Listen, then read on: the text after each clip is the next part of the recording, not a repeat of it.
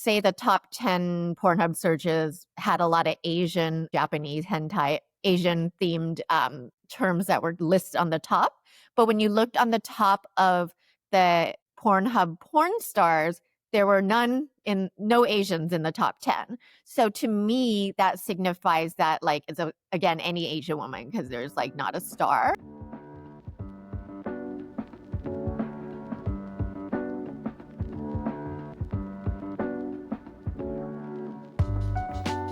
Kyla, thank you so much for being here with us today on Consider Before Consuming. We're here today to talk about your new book, Fetishized, and hear a little bit about your story. And I'm so grateful for this opportunity to get to speak with you today and share the message that you're sharing. So for any of our listeners who might not be familiar with you yet, can you start by sharing a little bit about yourself and the work that you do? Yeah, I'm an author and a writer, and my book Fetishized is about the fetishization of Asian women and kind of my experiences with it. I worked as a pinup model in my early 20s and got into some dangerous situations. And then the book also covers like media that influenced me during the time, such as like Memoirs of a Geisha and Fast and Furious and the Harajuku Girls and Austin Powers. That turned out to be pretty fetishy now that we look back on it. Yeah. Thank you. This book is it's so powerful and so important and so needed. Your book was just recently released on August 19th. What made you decide that now is the right time to tell your story in this way? Honestly, it was very much accidental. I never had any intention of writing a memoir. I had never had any intention of sharing some of the things that happened to be shared in there. But I feel like, after I got sober, I kind of just look to where I'm guided to. And then what happened was I was working as a travel writer and I was in love with that career and doing it and having a lot of success with it. And then the pandemic happened. So all my work was canceled. And I kind of still like saw it as an opportunity to work on projects that I didn't have time to otherwise. And I started, social media is so important even as a writer. And I always wanted to learn TikTok, but I never had the time. But now I had plenty of time. So I just started posting all kinds of content, trying anything that would work. And finally, when I started posting about my early years as a pinup model in the Asian American culture scene, those really started to take off. And I started to talk about that time, like for a year, was reflecting on this period of time I didn't think about anymore. And then the Atlanta spa shootings happened. And what happened was that a sex addicted man went into, I think, 3 different spas and shot 8 people dead. And 6 of them were Asian women. And when we heard about that, all the Asian Americans knew this is like what his motive was, because we just know we've experienced this thing in our lives. But the media painted it as not fetishization and not sexually motivated, which later it came out from interviews that he did have a sex addiction. He was trying to get rid of it by taking it out on human beings. But yeah, ultimately, everybody was talking about that. Then I started reflecting back on like how I might have contributed because I leaned into Asian fetish tropes when I was younger and I sexualized myself for validation. So that ultimately caused the ruminating that inspired the book. Yeah. And I want to come back a little bit to your experience when you were younger, a little bit later.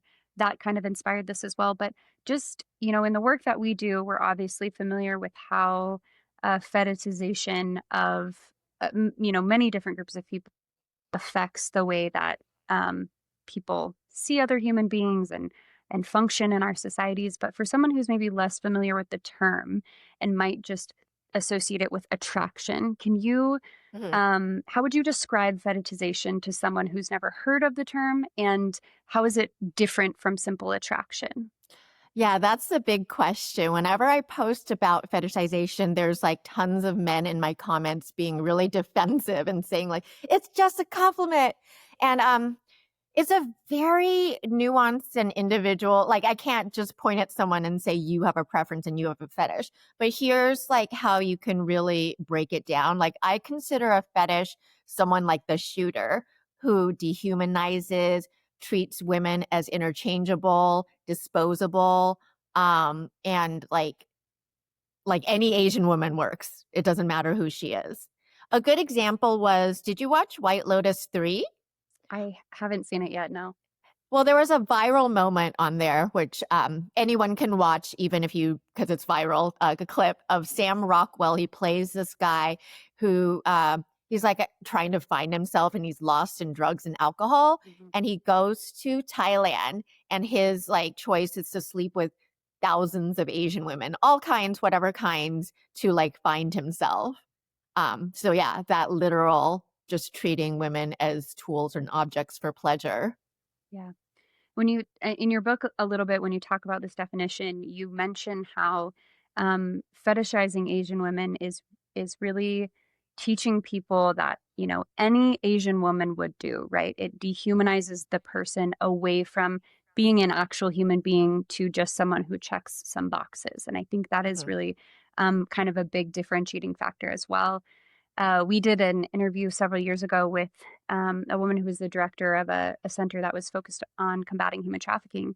And she said, when you dehumanize someone, it becomes easier to commit acts of violence against mhm. them. And I think that's really something that is, you talk about quite a bit throughout your book. And it's something that we really see as people are fetishized through the content that you've spoken about a little bit. Yeah, it's people don't always draw the line between it leading to I didn't even. I was experienced it myself and I didn't even draw the line to like, oh, this leads to violence like not a little bit of the time, you know? Yeah, absolutely. I want to go back a little bit to something you mentioned a moment ago about how you sexualized yourself, right? How growing up you saw messages about Asian women in media and culture. How did they affect you personally? Well, there was no Asian role models growing up. I mean, it's so different now. There still needs to be more representation now, but it's exponential now. Like so many K-pop and K-dramas and everything. But when I was growing up, there was nothing. I don't remember. I think like Connie Chung was popular as a newscaster, but I was looking for my Britney Spears of Asians and there was Right, nothing like that.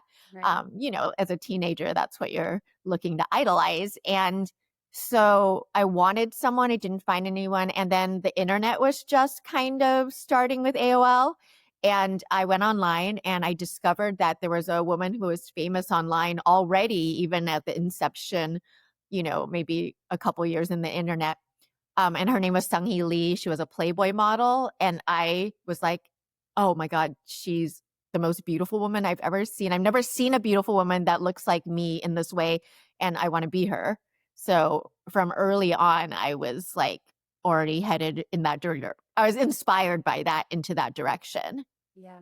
So it really sounds like there was some influence in kind of the lack of representation that you had overall growing up. And then when there was representation, maybe even you talk a little bit about some of the stereotypes that were you saw in that representation. What were those like?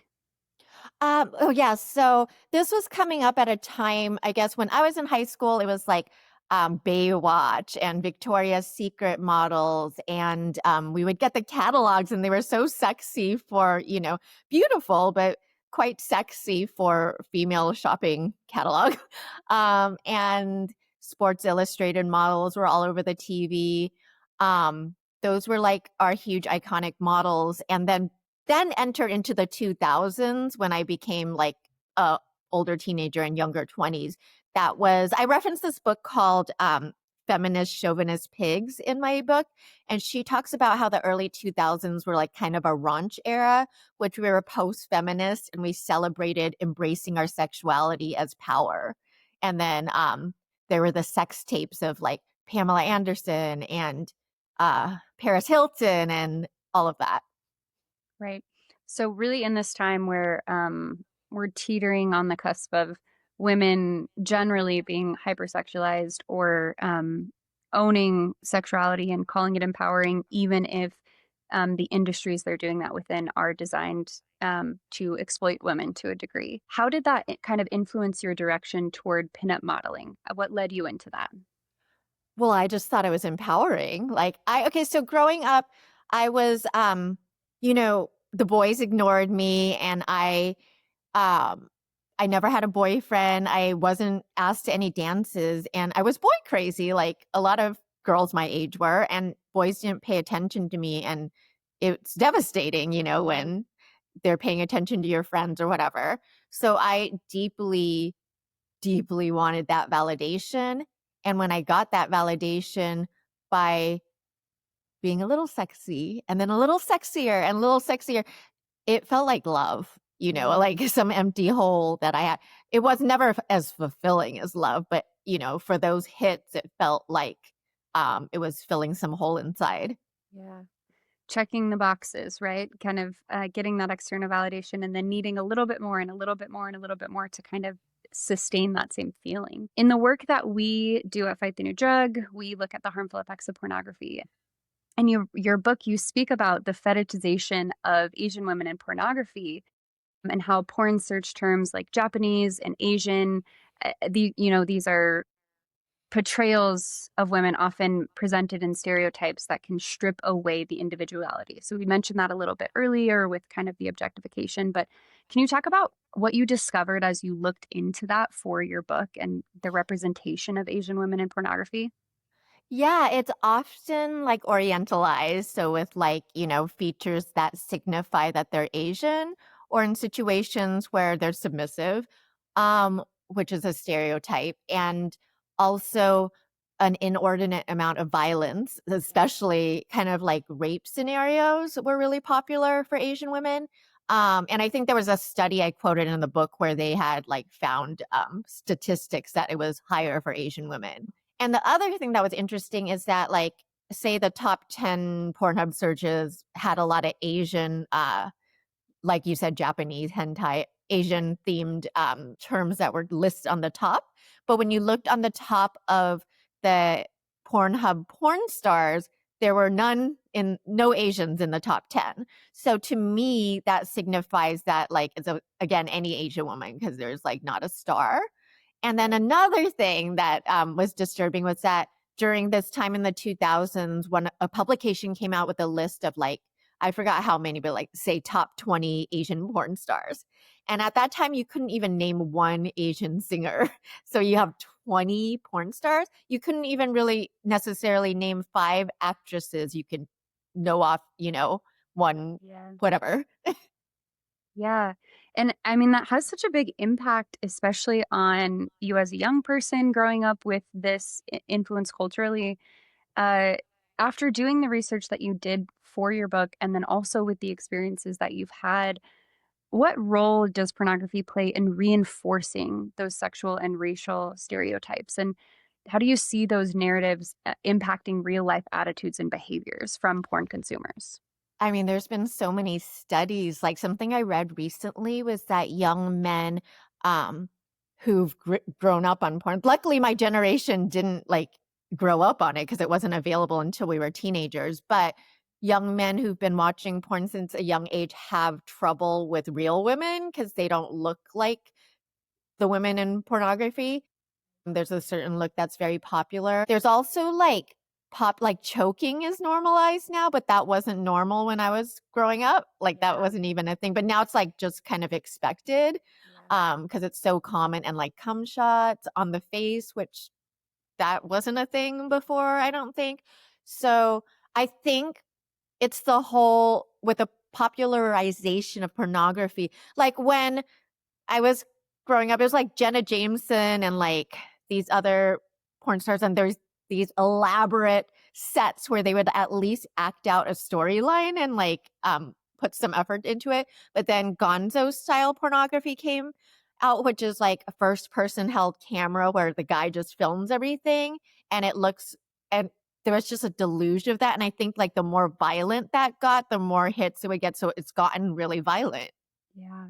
And I think it's important that you've noted that because I think there's tons of research to show that pornography fuels sexual violence, that it teaches consumers to expect or participate in a particular level of sexual violence. It especially teaches women to submit to a high level of sexual violence generally.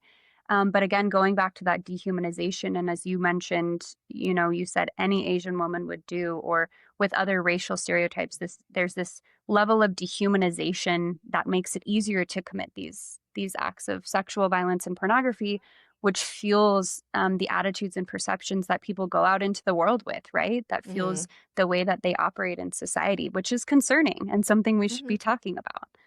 And I think with the pornography, it's teaching young men that women enjoy this. Like, Yeah. this is what they want. It's not like they're they want this violence even. It's not as if it's non-consensual in the way it's presented, I think. Yeah, absolutely.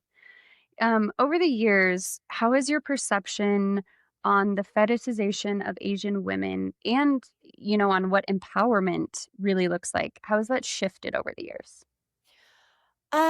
Well, it was like when I was growing up, I didn't know about the Asian fetish because it just wasn't, I guess, present in my high school or whatever, or even so much early college. But once I started to realize this was a thing, I was doing pinup modeling, and then obviously a lot of my followers would naturally be people with a preference or a fetish.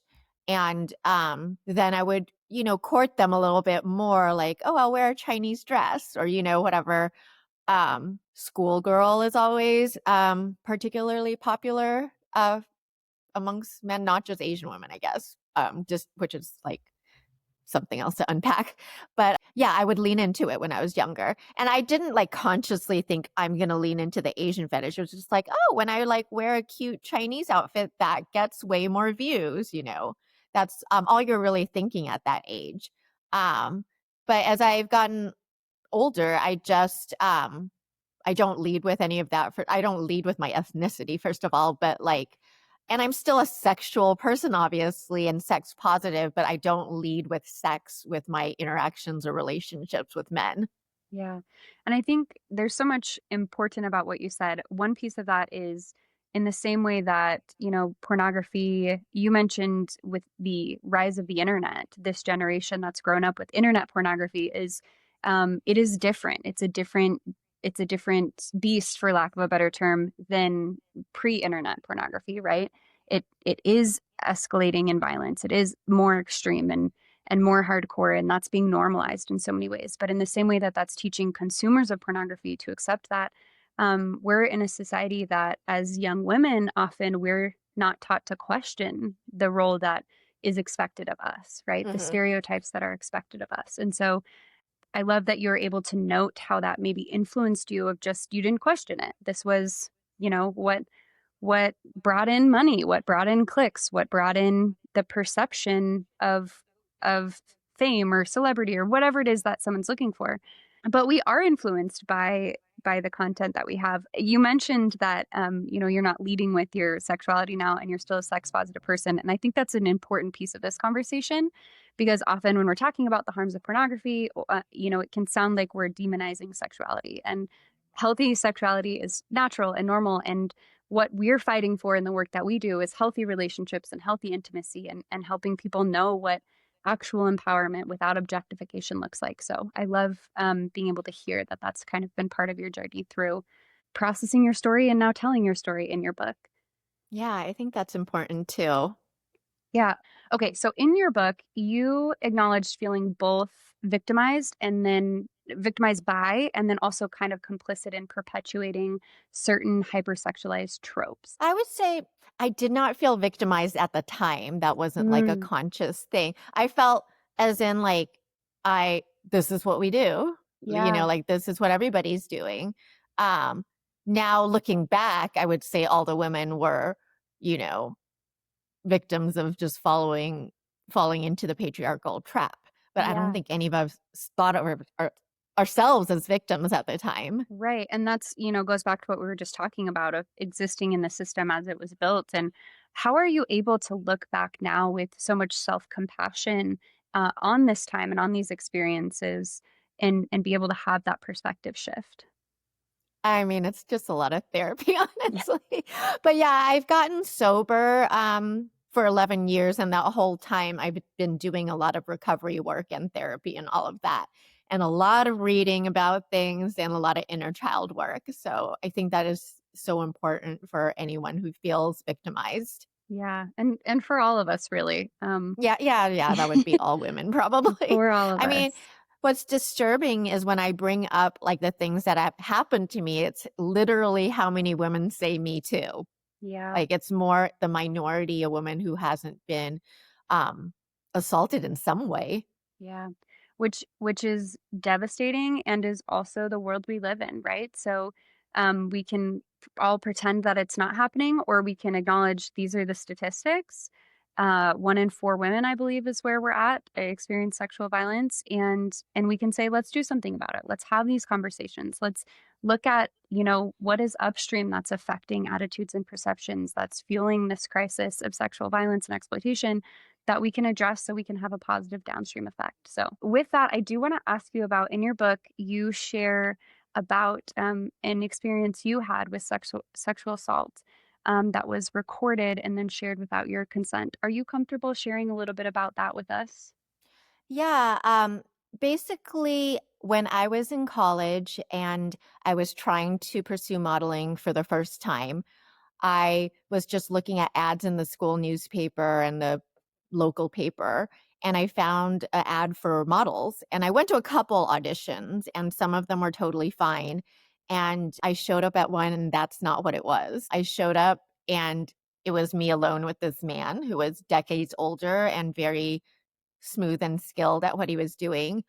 Um, I don't want to like get into the details of the room because it's like triggering, but what I will say is like another photographer, more than one photographer had tried to get me into more hardcore work. I was always totally comfortable with Playboy and soft, like beautiful um, photography work, but I never, like, I was very, very anti anything hardcore. And several people had asked me or showed me, like, oh, I do this, you can make a lot more money.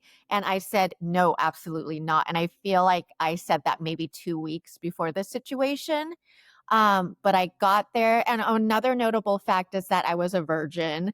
I had a boyfriend at the time who I had not even done I was madly in love with, and I hadn't done anything with. Um, and I think we had been together 6 months, and there's no way well, I told this predator guy that I was a virgin and, like, certain things I didn't know how to do, so he backed off on certain things, but other things that he coerced me into doing were things that I never experienced before. Um, so what I want to stress and why I'm sharing my story about this event is that I didn't know it was assault for many years because he didn't like hold me down and like put a knife to my head or anything. Um, what I believe what happened, because I don't remember a lot of what happened in the room. I've watched the video since. I don't remember entire scenes, like, at all. I believe I disassociated, and there's 4 responses which are fight, flight, fawn, and freeze, and I think I did some combination of freeze and fawn. Um, and then people are like, "Why didn't you say no?" or, like, scream or do something. You never know what you're gonna do in that situation. You also don't know if you say no, if he's going to then become violent. Nobody knew where I was. I could have died and disappeared and just disappeared from the world. So I considered myself actually very lucky. Um, but yes, yeah. I want to share this because not all women, but some women might have experienced something similar. Maybe it's not with a video, but with just a regular person and not considered it assault. But to me, I consider it assault because I was there under false pretenses. I was told I was going to be there for a photo shoot. And when I showed up and was already vulnerable by myself, much more was pressed upon me. Yeah. And I mean, also, first of all, I'm so sorry that happened to you. And thank you for sharing that experience with us. I think it's something that, um, some people hear about and think it happens sometimes, it's an infrequent thing that happens over there. And it's something that's happening often and to a lot of people. where they enter into a situation under, one pretense, thinking they're getting into something and find themselves in something else. And, I think it's important to note you were so young. You're a vulnerable woman alone with a much larger man who could become violent, as you said, or, you have no idea what could happen in that set of circumstances. And what happened maybe like 10 years later, there was something happening in San Diego where a lot of pornographers were there for some reason. But there's a really huge and famous girls do porn case Yeah. where it was a little more dramatic than mine because they were like it becomes trafficking because they were sending girls, young college co-eds from like say Florida would fly in and be told they were, doing a modeling shoot or whatever, and then it would turn out to be much more. Yeah. And they sued successfully. Unfortunately for me, I'm pretty certain that my statute of limitations passed by the time I realized it was assault, but those Yeah. women at least were able to file a class action suit and um, get all those guys arrested, actually. Yeah. And it's such an important case. We were able to speak with one of the women who was in that situation. And again, it's something that it is happening more than people realize. And so it's important to make sure people are aware of it. So thank you again for sharing your story to help bring some attention to this. Something, this doesn't happen with every instance of sexual assault, but in your case, this was filmed and put on the internet. How did living under the weight of that for years affect you, personally and emotionally? Yeah, I mean, the salt was terrible, but I think the publication was maybe the worst because it's Yeah. lived on for decades. Like, at least you can stuff it down and pretend it didn't happen.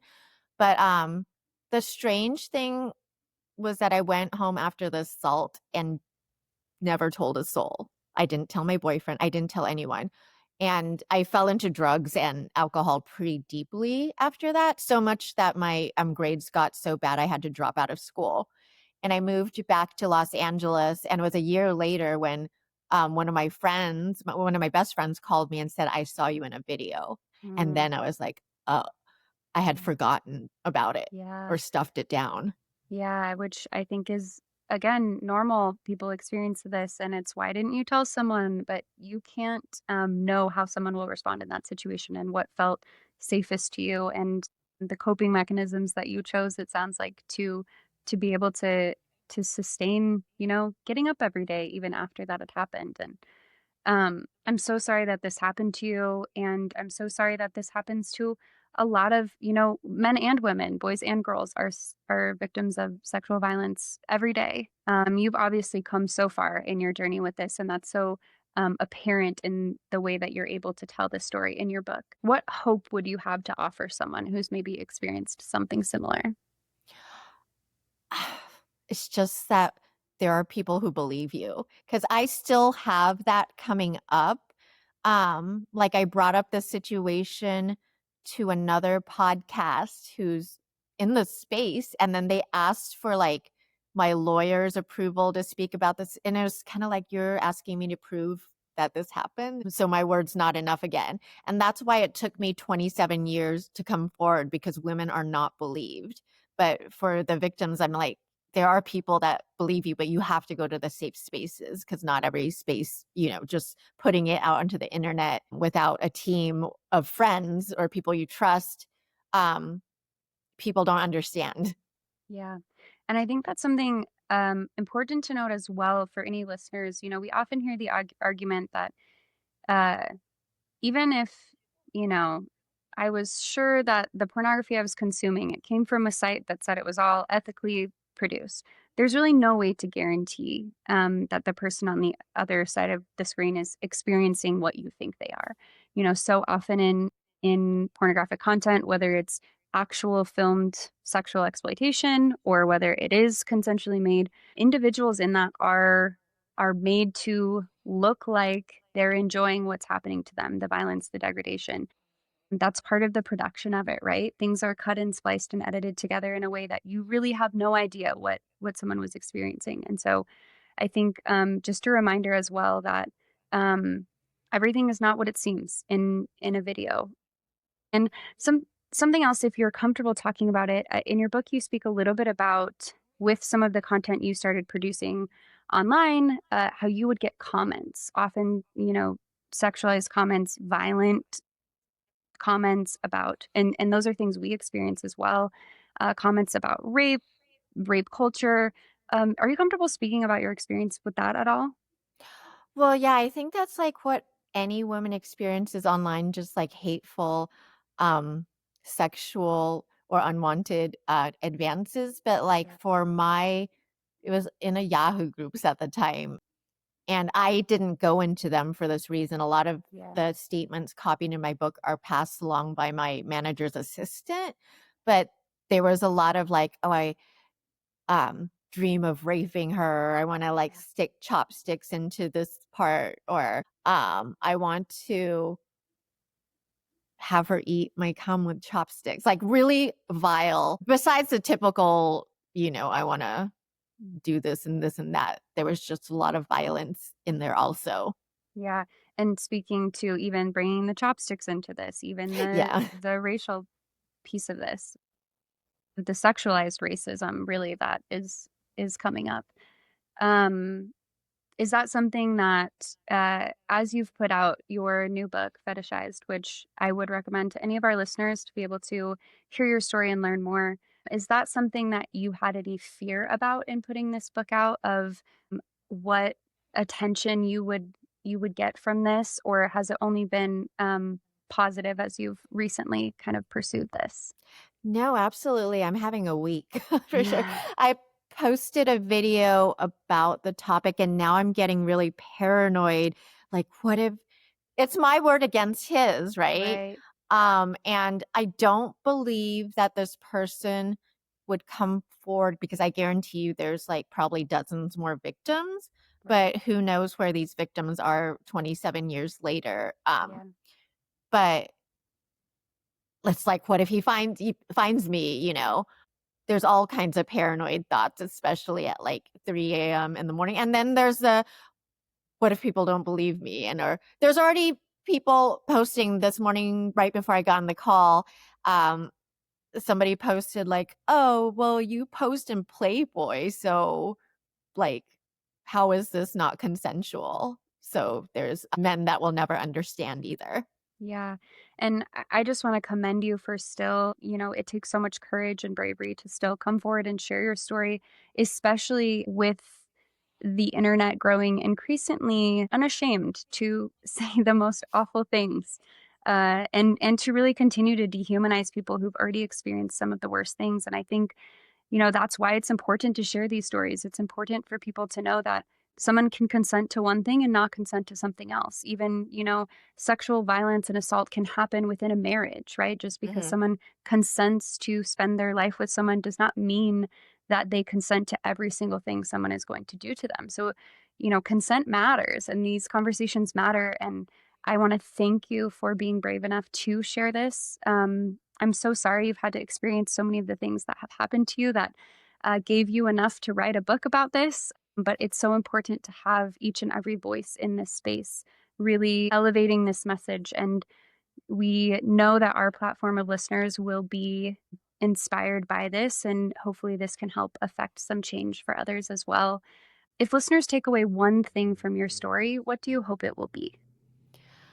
That objectification of women isn't harmless, which we kind of know, but we don't realize that it often leads to violence. Yeah. Same with fetishization, because that's a common thing that men will say is like, it's a compliment, like, stop being so like serious. But I've experienced direct violence and many others have, so it's Yeah. not harmless. Yeah. And I think that's something to note that if, someone is telling you something is causing harm, Yeah. perhaps the response should be to listen and affect change rather than to say it's just a joke or it's just a fetish or it's just, a compliment. If the person you intended it for is telling you it's not a compliment, then Yeah. it's good to take another look at that and take a step back and see especially men. Obviously, again, men and women can both be perpetrators, but statistically, men are perpetrators most of the time of sexual violence. Men and women can also be victims of sexual violence, but women are disproportionately victims.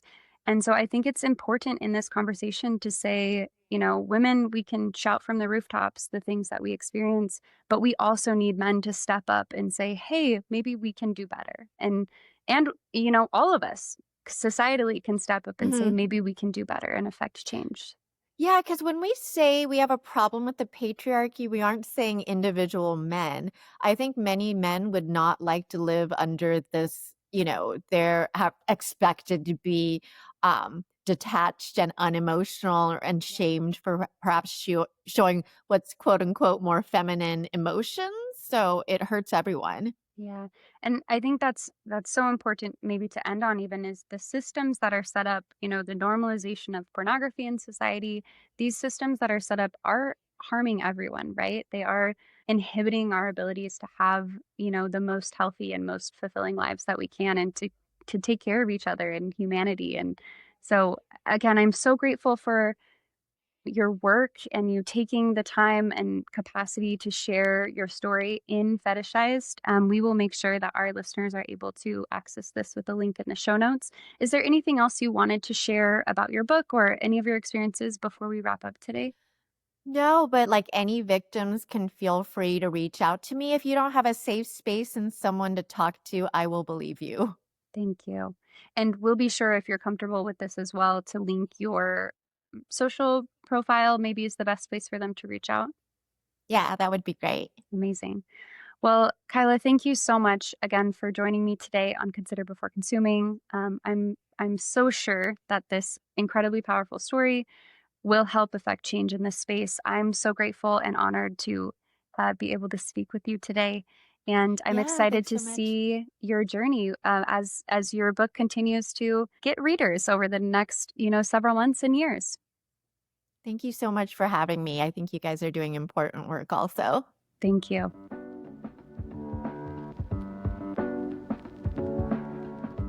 Thanks for joining us on this episode of Consider Before Consuming. Consider Before Consuming is brought to you by Fight the New Drug. Fight the New Drug is a non-religious and a non-legislative organization that exists to provide individuals the opportunity to make an informed decision regarding pornography by raising awareness on its harmful effects using only science, facts, and personal accounts. Check out the episode notes for resources mentioned in this episode. If you find this podcast helpful, consider subscribing and leaving a review. Thanks again for listening. We invite you to increase your self-awareness, look both ways, check your blind spots, and consider before consuming.